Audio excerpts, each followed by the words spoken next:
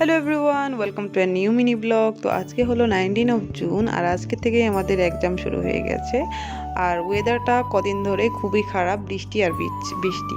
তো এখন বাজে 9:43, আর আমার এক্সাম রয়েছে 12:30-তে। তবে আমি এত জলদি বেরাচ্ছি কারণ হলো ওয়েদারের কোনো ভরসা করতে পারছি না, ওয়েদারটা এতটাই খারাপ। তো চললাম, আর এখনও বৃষ্টি পড়ছে।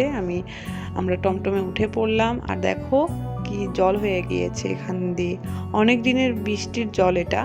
তো তারপর আমি টমটম থেকে নেমে এবার বাসে উঠলাম, আর বৃষ্টিটা যে আমার নামই নিচ্ছে না, আর আমি তো ভিজেও গেলাম একটু আধটু।